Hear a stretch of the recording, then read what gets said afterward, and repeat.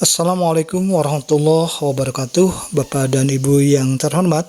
Berikut adalah informasi tentang penerimaan peserta didik baru atau PBDB SMA Sekolah Menengah Atas Negeri di Provinsi Banten tahun 2022.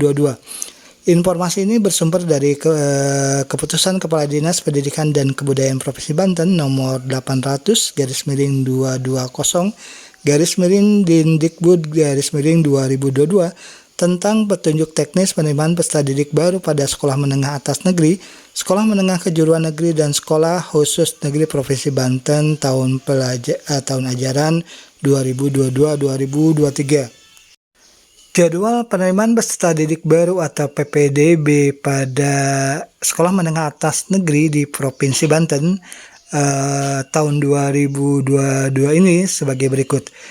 Kegiatan sosialisasi yaitu tanggal 20 Mei sampai dengan 14 Juni 2022.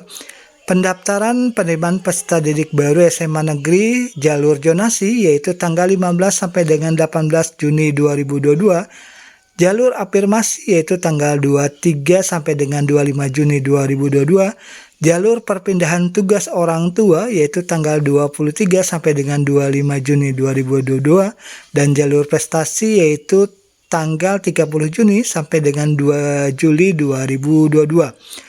Untuk verifikasi dan rekonsiliasi data di SMA Negeri di Provinsi Banten ini, jalur zonasi rekonsiliasinya yaitu tanggal 15 sampai dengan 19 Juni 2022. Jalur afirmasi tanggal 23 sampai dengan 26 Juni 2022. Jalur perpindahan tugas orang tua tanggal 23 sampai dengan 26 Juni 2022 dan jalur prestasi tanggal 30 Juni sampai dengan 4 Juli 2022. Adapun pengumuman hasil PPDB pada SMA Negeri di Provinsi Banten ini untuk jalur zonasi yaitu tanggal 20 Juni 2022, jalur afirmasi tanggal 20 Juni 2022, jalur perpindahan tugas orang tua tanggal 27 Juni 2022 dan jalur prestasi tanggal 5 Juli 2022. Sedangkan untuk daftar ulang untuk jalur zonasi yaitu tanggal 22 sampai dengan 23 Juni 2022. Untuk jalur afirmasi tanggal 29 sampai dengan 30 Juni 2022. Jalur perpindahan tugas orang tua tanggal 29 sampai dengan 30 Juni 2022 dan untuk jalur prestasi tanggal 5 sampai dengan 7 Juli 2022.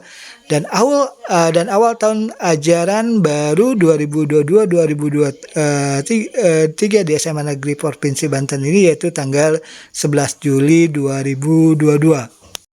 Persyaratan peserta pendaftaran penerimaan peserta didik baru atau PPDB di SMA Negeri Provinsi Banten ini untuk tahun 2022, persyaratan umumnya A. Ijazah SMP atau sederajat atau surat keterangan yang setara dengan ijazah SMP atau ijazah program paket B, ijazah satuan pendidikan luar negeri yang dinilai atau dihargai sama atau setingkat dengan SMP.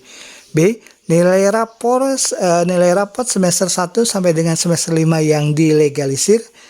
C. Akta kelahiran atau surat keterangan lahir dengan batas usia paling tinggi 21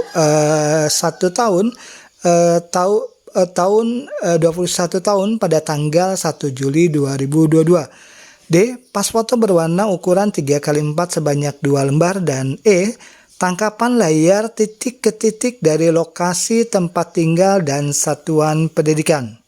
Adapun persyaratan khususnya, untuk persyaratan khusus jalur zonasi, A.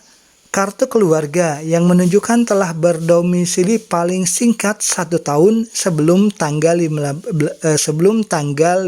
Juni 2022. 1 tahun sebelum tanggal 15 Juni 2022.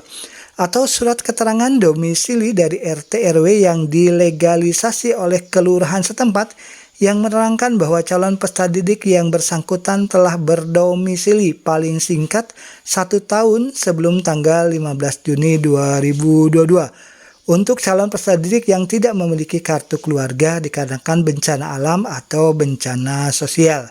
Jadi surat keterangan domisili ini yaitu diantara untuk pengganti kartu keluarga karena calon peserta didik tidak memiliki kartu keluarga dikarenakan bencana alam atau bencana sosial. Persyaratan khusus untuk jalur afirmasi: A. Kartu keluarga. B. Surat keterangan domisili dari RT atau RW yang dilegalisasi oleh kelurahan setempat untuk calon peserta didik yang tidak memiliki kartu keluarga dikarenakan bencana alam atau bencana sosial. C.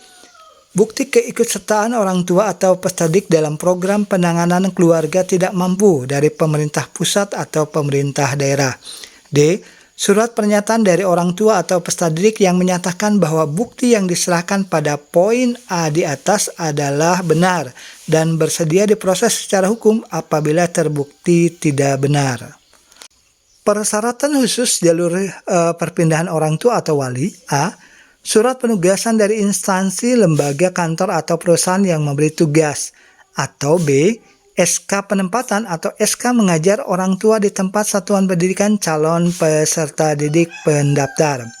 Sedangkan persyaratan khusus jalur prestasi: A. Yaitu nilai rapot SMP atau sederajat semester 1 sampai dengan semester 5 yang dilegalisir. B. Sertifikat atau piagam atau surat keterangan prestasi penghargaan akademik atau non-akademik yang telah dilegalisir. Berikut adalah informasi tata cara pendaftaran. Yang pertama itu cara pendaftaran untuk jalur zonasi. Nah, pengumuman PPDB tentang jalur-jalur yang ada di SMA ini dapat diperoleh melalui website resmi sekolah. Dan untuk jalur zonasi, tata cara pendaftarannya: A. Calon peserta didik pada jalur zonasi melakukan pendaftaran secara online melalui laman atau website PPDB. Calon peserta didik pada jalur zonasi menentukan titik koordinat domisili sesuai dengan alamat kartu keluarga. Calon peserta didik pada jalur zonasi yang tidak memungkinkan mendaftar secara online. Calon peserta didik pada jalur zonasi yang tidak memungkinkan mendaftar secara online di tempat domisili dapat mendaftar di sekolah yang dituju. D. Jika terjadi perbedaan hasil perhitungan antara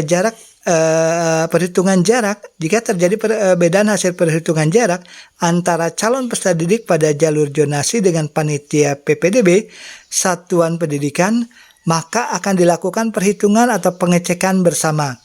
E. Calon peserta didik yang memilih jalur pendaftaran zonasi dapat memilih 2 satuan pendidikan.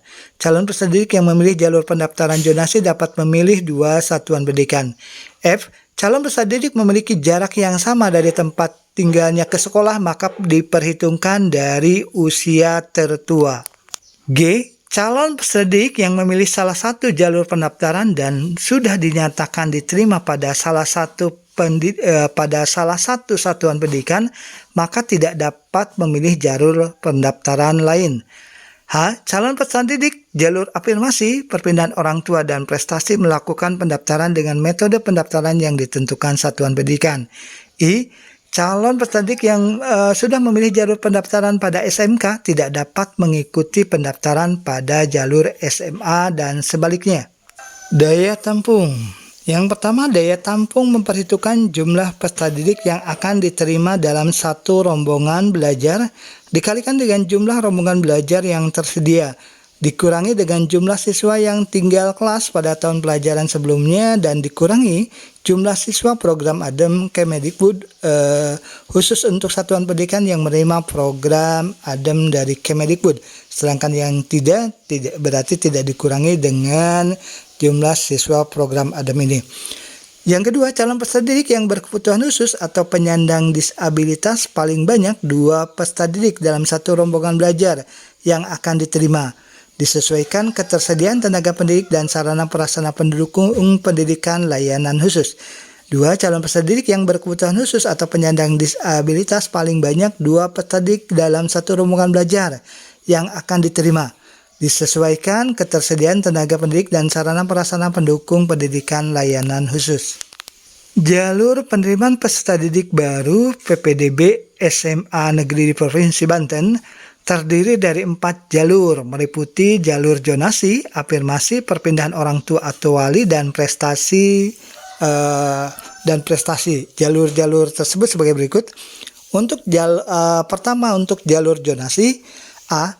Jalur zonasi merupakan jalur seleksi PPDB dengan menggunakan letak geografis, wilayah administratif, dan letak satuan pendidikan terhadap domisili calon peserta didik di wilayah Provinsi Banten. B. Zona adalah kawasan atau area yang meliputi wilayah administratif pemerintahan dalam jarak terdekat dalam satuan meter dengan satuan pendidikan yang diselenggarakan pemerintah. C. Penetapan zonasi PPDB tahun ajaran 2022-2023 adalah zona wilayah Provinsi Banten. D. Seleksi PPDB pada jalur zonasi adalah jarak terdekat domisili calon peserta didik dengan satuan pendidikan sesuai dengan titik koordinat sekolah pada dapodik yang dipilih sesuai dengan daya tampung pada jalur zonasi. E. Dalam hal terjadi perselisihan jarak panitia satuan pendidikan, panitia satuan pendidikan melakukan verifikasi jarak dengan menggunakan satuan jarak terkecil meter atau dihitung bersama dengan calon peserta didik. F. Bila hasil perhitungan point to point hasilnya tetap sama, maka prioritas urutan adalah berdasarkan pada usia calon peserta didik yang lebih tua. G. Domisili calon peserta didik berdasarkan alamat rumah pada kartu keluarga atau surat keterangan domisili yang menerangkan dari RT atau RW yang dilegalisasi oleh kelurahan daerah setempat, yang menerangkan bahwa calon peserta didik yang bersangkutan telah tinggal sekurang-kurangnya 12 bulan sebelum tanggal 15 Juni 2022 bagi calon peserta didik yang tidak memiliki kartu keluarga disebabkan oleh bencana alam atau bencana sosial. H. Bagi satuan pendidikan yang berada di daerah perbatasan provinsi, penetapan calon peserta didik dapat dilakukan berdasarkan kesepakatan secara tertulis antara pemerintah daerah. I. Daya tampung bagi peserta didik dari luar provinsi diusulkan oleh satuan pendidikan kepada Kepala Dinas Pendidikan dan Kebudayaan Provinsi untuk mendapat izin atau persetujuan. J. Kuota peserta didik pada jalur zonasi adalah 50% dari total jumlah daya tampung peserta didik baru pada satuan pendidikan tersebut atau pada masing-masing satuan pendidikan. Jalur kedua adalah jalur afirmasi. Pada jalur afirmasi ini, A. Calon peserta didik baru yang berasal dari keluarga tidak mampu dibuktikan dengan kepemilikan dokumen program penanganan keluarga ekonomi tidak mampu dari pemerintah pusat atau daerah, provinsi, kabupaten, atau kota. B. Bukti keterangan tidak mampu dilengkapi dengan surat pernyataan dari orang tua atau wali yang menyatakan bersedia diproses secara hukum bila di kemudian hari data yang disampaikan palsu. Jika bukti yang disampaikan calon peserta didik palsu, sekolah wajib melakukan verifikasi dan menindaklanjuti hasil verifikasi. D. Peserta didik yang terbukti melakukan pemalsuan bukti dikenakan sanksi dikeluarkan dari satuan pendidikan. E. Calon peserta didik pendaftar jalur afirmasi berdomisili di Provinsi Banten berdasarkan alamat rumah pada kartu keluarga atau surat keterangan domisili yang menerangkan dari RT RW yang dilegalisasi oleh kelurahan daerah setempat, yang menerangkan bahwa calon peserta didik yang bersangkutan telah tinggal sekurang-kurangnya adalah 12 bulan sebelum tanggal 15 Juni 2022 bagi calon peserta didik yang tidak memiliki kartu keluarga disebabkan oleh bencana alam atau bencana sosial. F. Kuota peserta didik pada jalur afirmasi sebanyak 15% dari total jumlah daya tampung peserta didik baru pada satuan pendidikan. Jika kuota 15% tidak terpenuhi, dilimpahkan ke kuota jalur prestasi. G. Dalam hal jumlah pendaftar jalur afirmasi melampaui kuota, maka penentuan peserta didik pada jalur afirmasi diprioritaskan pada jarak tempat tinggal calon peserta didik yang terdekat dengan sekolah. H. Dalam hal ditemukan hasil yang masih sama juga, maka calon peserta didik dengan usia yang lebih tua yang diterima tersebut. Jalur ketiga adalah jalur perpindahan orang tua atau wali. Jalur penerimaan peserta didik baru di SMA Negeri di Provinsi Banten. Yang ketiga yaitu perpindahan tugas orang tua atau wali diperuntukkan bagi calon peserta didik yang mengikuti tugas orang tua atau wali, anak pendidik dan tenaga kependidikan dengan mempertimbangkan A. Tempat tugas orang tua wali yang dimaksud dibuktikan dengan surat penugasan dari instansi atau lembaga atau kantor atau perusahaan yang memberi tugas. B. Orang tua atau wali peserta didik mengajar di satuan pendidikan yang dituju dibuktikan dengan SK penugasan pada satuan pendidikan tersebut. C. Kuota jalur perpindahan orang tua atau wali sebanyak 5% dari total jumlah daya tampung peserta didik baru pada satuan pendidikan. Jika kuota 5% tidak terpenuhi, sisa kuota perpindahan orang tua wali dilimpahkan ke kuota jalur prestasi. D. Dalam hal jumlah pendaftar jalur perpindahan orang tua atau wali melampaui kuota, maka penentuan peserta didik dalam jalur perpindahan tugas orang tua atau wali diprioritaskan pada jarak tempat tinggal calon peserta didik yang terdekat dengan sekolah. E. Dalam hal ditemukan hasil yang masih sama juga, maka calon peserta didik dengan usia yang lebih tua lah yang diterima. Jalur yang keempat yaitu jalur prestasi.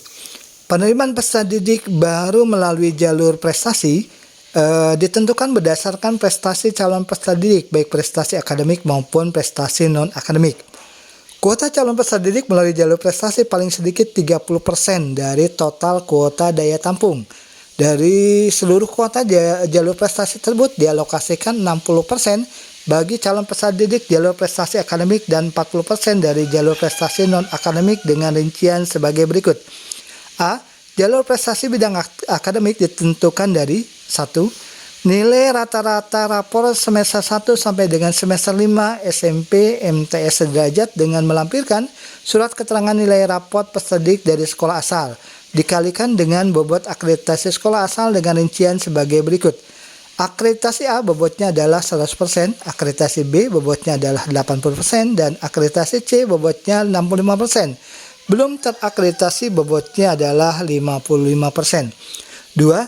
Sertifikat penghargaan bidang akademis pada tingkat internasional, nasional, provinsi, kabupaten, kota yang diselenggarakan oleh lembaga pemerintah dengan rincian yang akan disampaikan sebelum akhir slide atau penyampaian informasi ini.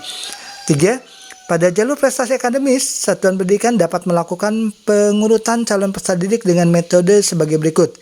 Melakukan pembobotan nilai 60% dari nilai rata-rata rapor ditambah 40% dari nilai bobot sertifikat penghargaan bidang akademis. Menggunakan komposisi daya tampung calon peserta didik dari nilai rata-rata rapor sebesar 60% dari kuota pada jalur prestasi akademis dan dari sertifikat penghargaan 40% dari kuota pada jalur prestasi akademis. Menggunakan pembobotan nilai hanya dari nilai rata-rata rapor peserta didik atau hanya bobot nilai sertifikat penghargaan.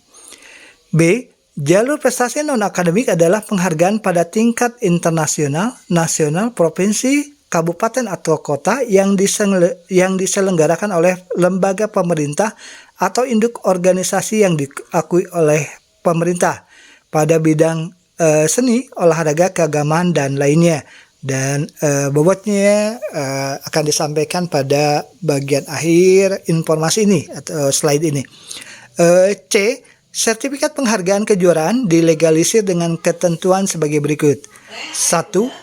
Kejuaraan dari Kementerian Pendidikan dan Kebudayaan tingkat kabupaten kota pengesahan oleh Dinas Pendidikan dan Kebudayaan kabupaten kota setempat, tingkat provinsi, nasional dan atau internasional disahkan oleh cabang dinas setempat atau Dinas Pendidikan dan Kebudayaan provinsi sesuai ketentuan.